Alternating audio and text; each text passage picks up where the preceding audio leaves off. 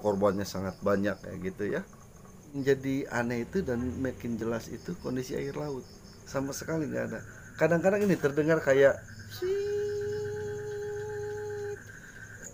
bikin saya shock dan berhenti total saya mancing di laut.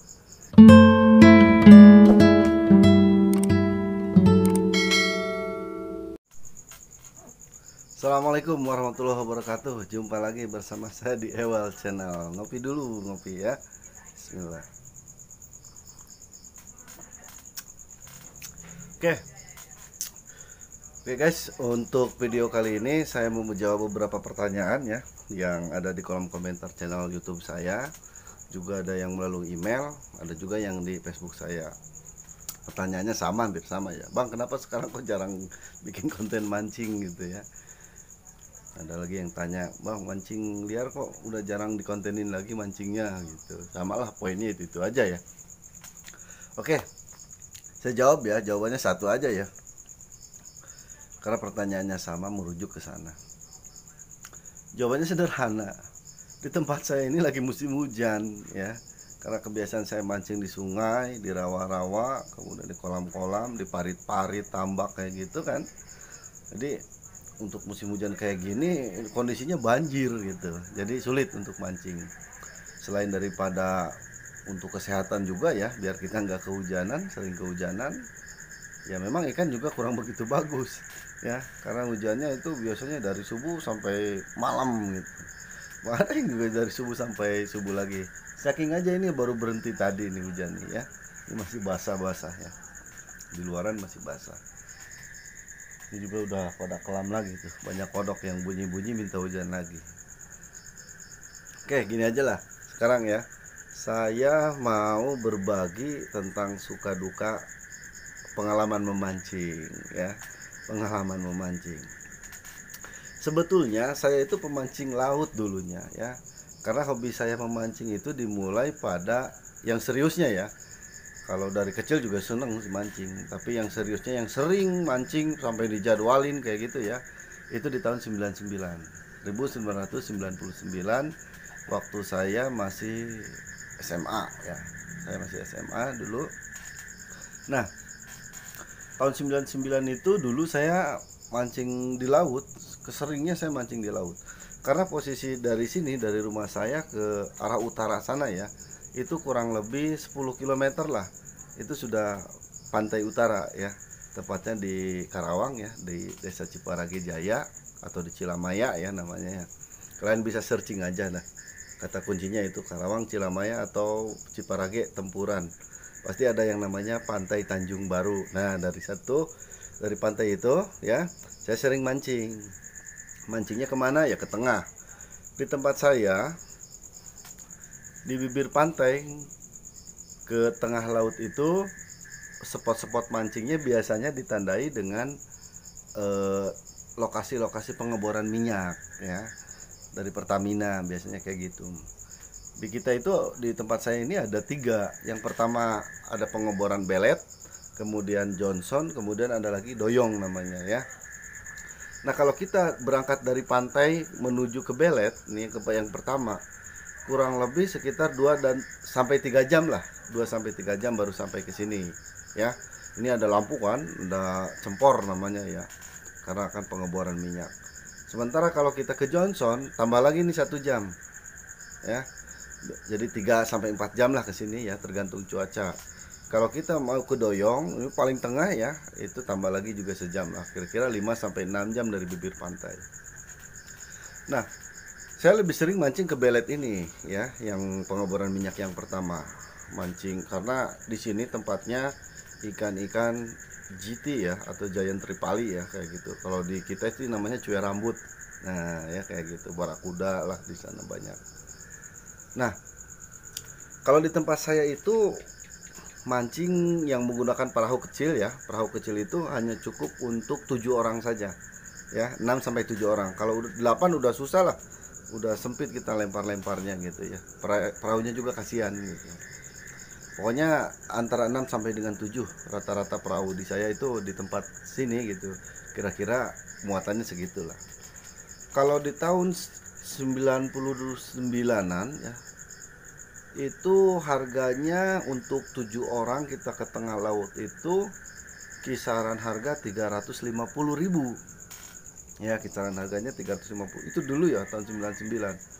350.000 itu kita udah servis habis, solar kita nggak mikirin, makan kita udah ada nyiapin sama si nelayannya gitu ya. Nah, dan kita mancing berarti 1 malam setengah hari biasanya gitu jadwalnya. Dan pergi mancing itu kan biasanya habis asar kita ke tempat pantai ya, kita calling-calling sama tukang perahu, nanti habis isya baru kita ke tengah laut ya. Dan mancingnya itu mancing malam sampai dengan biasanya jam 10 pagi. Jam 10 pagi, jam 11 kita menuju pulang gitu. Jadi kira-kira kalau sampai rumah itu kira-kira antara jam 2 siang lah, jam 2 sore kayak gitu. Biasanya kayak gitu ya.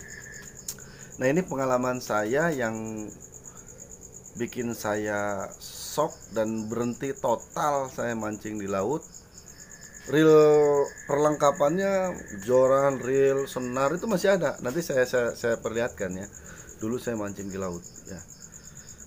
Saya memiliki pengalaman yang kurang begitu bagus ketika saya mancing di laut ya. Kalau kalian tahu dulu di kita ya, tapi sebelumnya kita doain ya buat para arwah, buat para arwah korban dari korban tsunami Aceh ya, terutama korban meninggal. Semoga arwah mereka diterima di sisi Allah dan semua amal ibadahnya diterima dengan rahmatnya gitu ya, amin Allah ya rabbal alamin. Itu kan kejadiannya seingat saya itu di hari libur dulu, karena saya dulu kerja ya di perusahaan, dan setiap hari Sabtu sama Minggu itu saya pulang ya. Saya kerja di Bekasi, Sabtu Minggu itu saya pulang ke Karawang ya. Dan di waktu-waktu antara Sabtu Minggu itu biasanya banyak yang nyamper untuk mancing ke laut ya. Nah, waktu itu saya di Bekasi pulang jam kerja jam 4 ya, jam 5 gitu. Saya udah langsung pulang ke Karawang, gak ke kosan. Pulang nyampe di rumah, ada teman ngajakin besok kita mancing, katanya malam Minggu dulu. Malam Minggu apa malam Sabtu ya? Kalau nggak salah malam Minggu saya. Iya malam Minggu lah. Malam libur kan.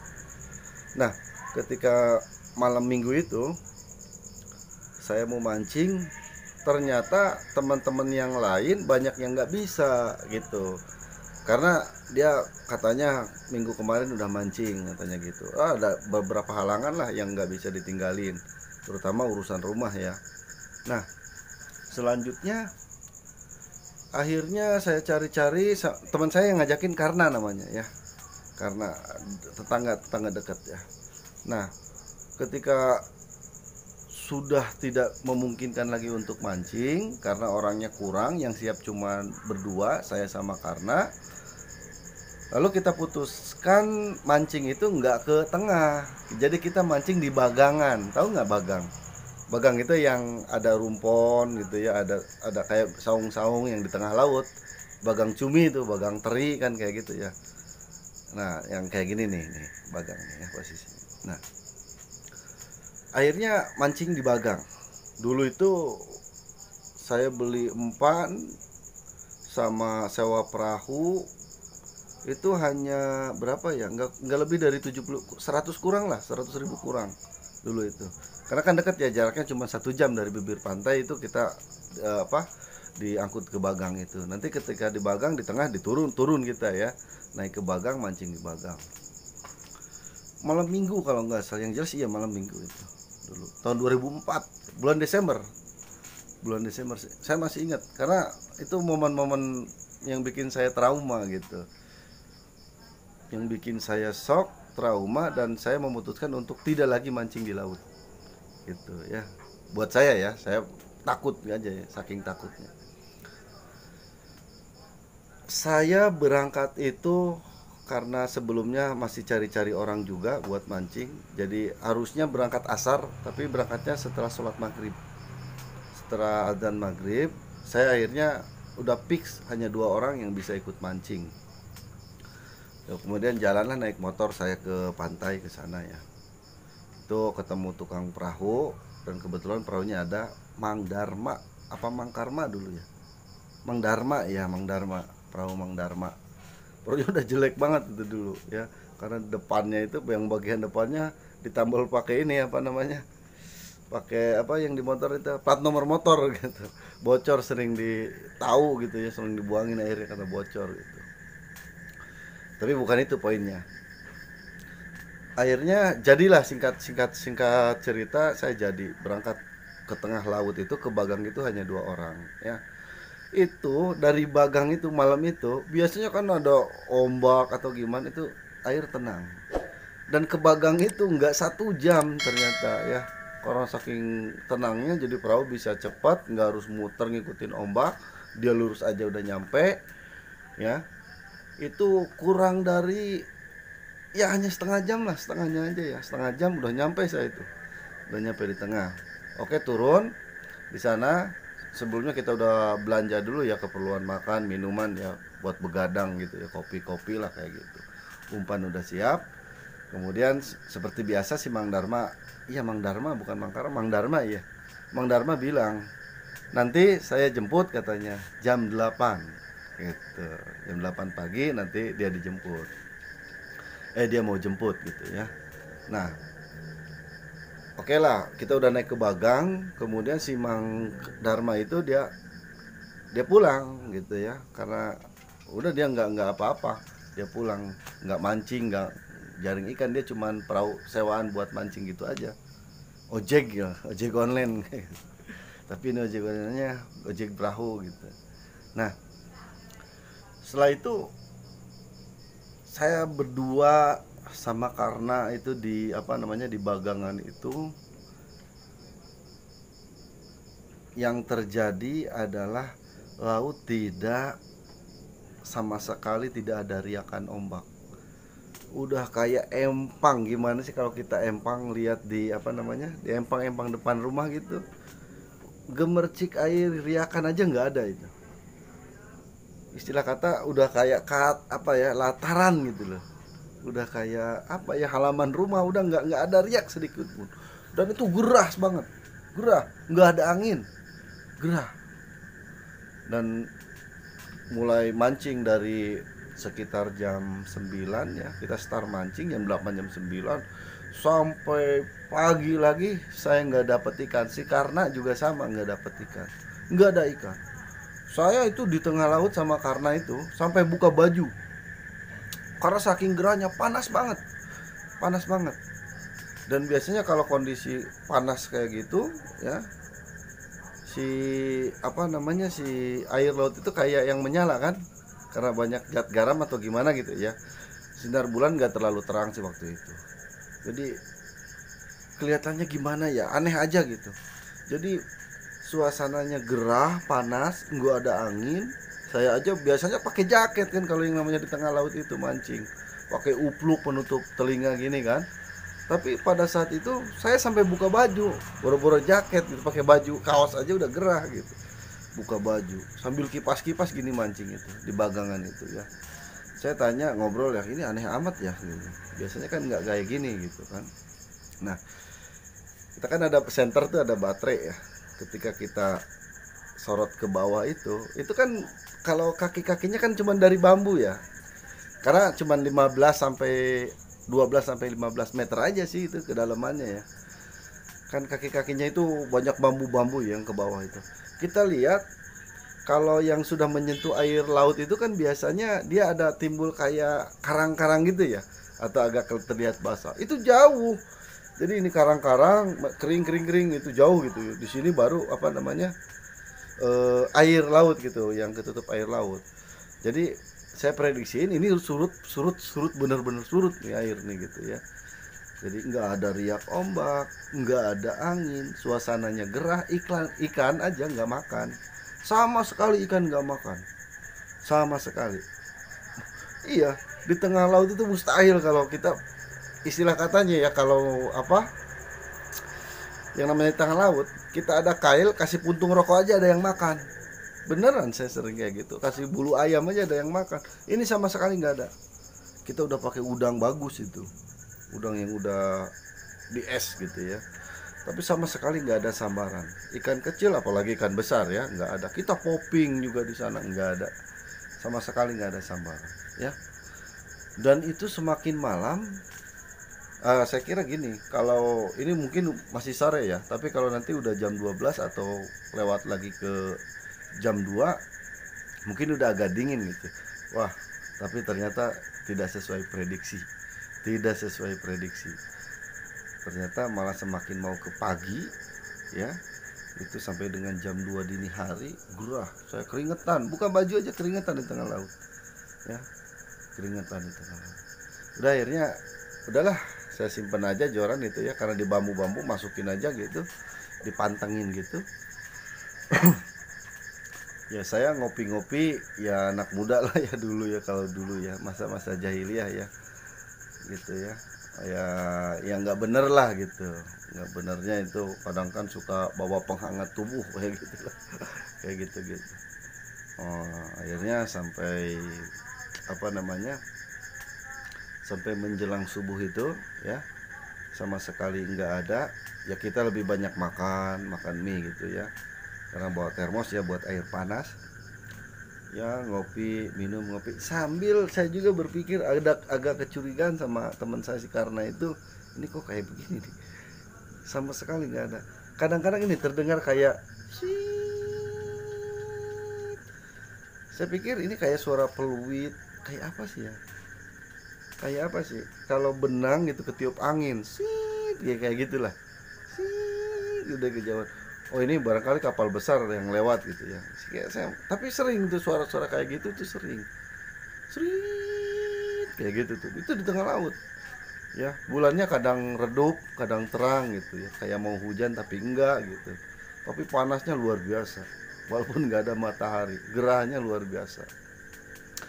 Tapi air laut itu kayak yang menyala. Kayak kadar garamnya itu kayak tinggi banget gitu. Ya kan kalau air laut itu, kalau apalagi kalau kena sinar bulan, kita ambil gini, kita turunin, kerucukin gitu kan nyala itu kelihatannya ya. Dikasih kamera, dikasih apa, baterai itu nyala. Itu hampir semuanya nyala. Nggak ada riakan sama sekali, air udah benar-benar diem. Pada waktu itu seperti itu kondisinya. Ini di Pantura ya. Posisi saya di Jawa Barat di Karawang. Ternyata memang ada dampak barangkali ya. Nanti saya ceritakan lagi. Nah, singkat waktu sampai pagi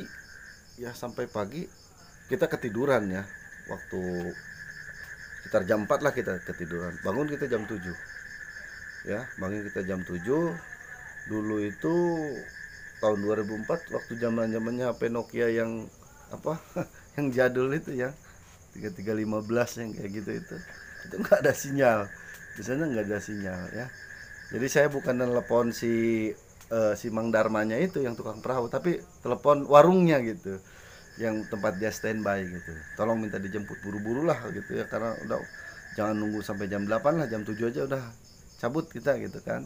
Nah, gitu. Ternyata nggak ada sinyal, sama sekali nggak ada sinyal. Itu siangnya panas. Di tempat kami itu siangnya panas.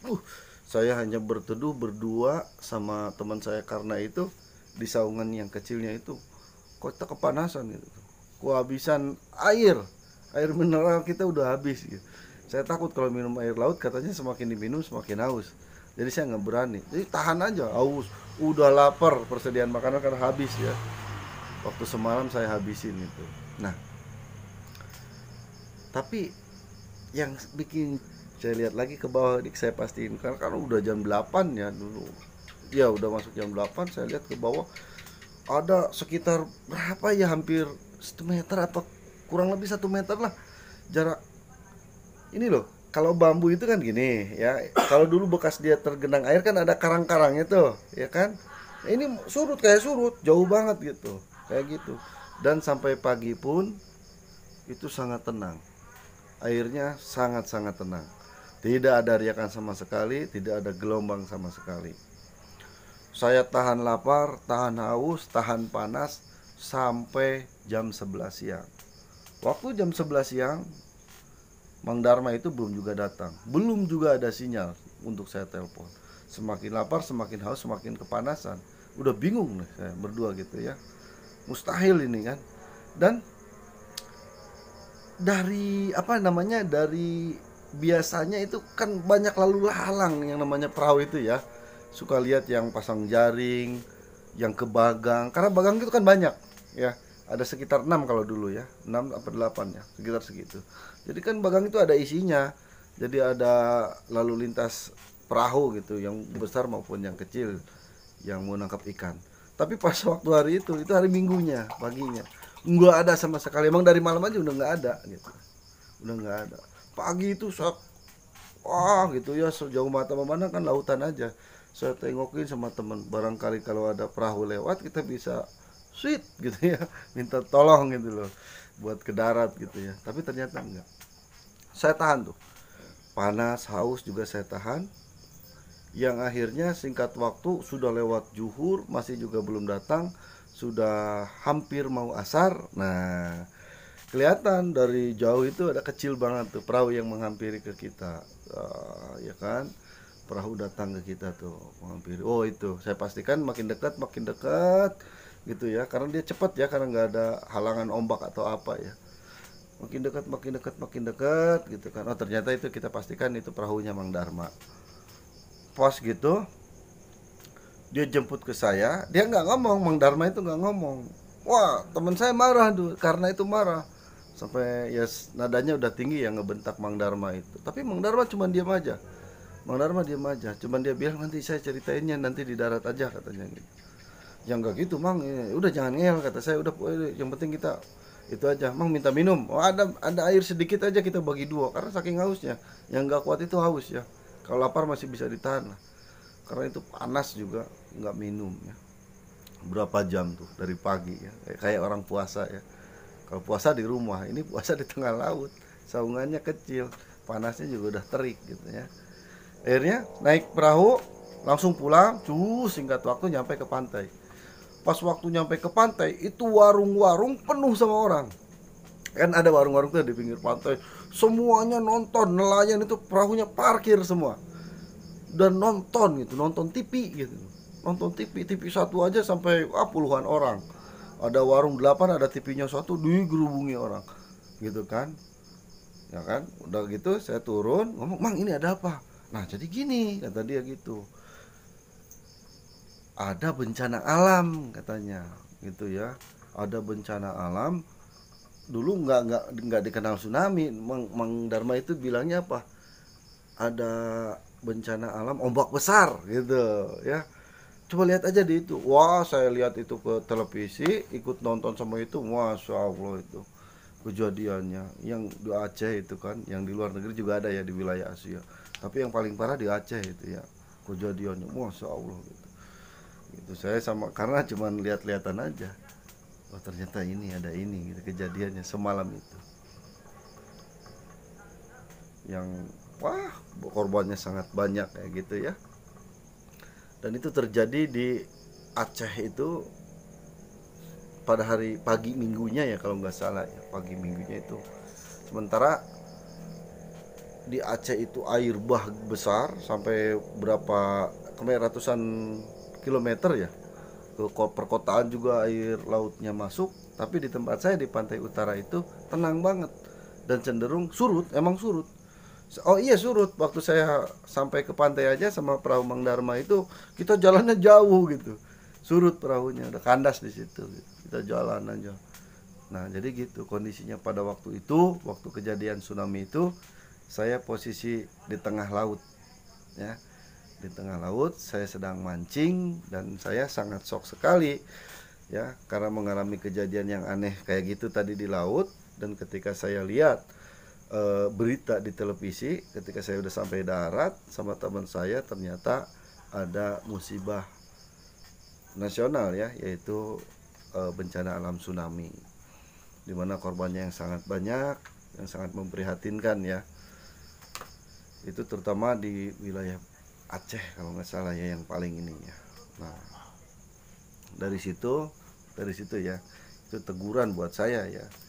Ketika kita mancing di laut melihat kondisi seperti itu, aneh-aneh kayak gitu, bukannya kita malah mendekatkan diri kepada Sang Pencipta gitu ya, karena dulu-dulu itu masih di masa jahiliyah, kita masih pesta-pesta aja berdua itu sama teman saya gitu ya, melakukan hal-hal yang nggak baik gitu.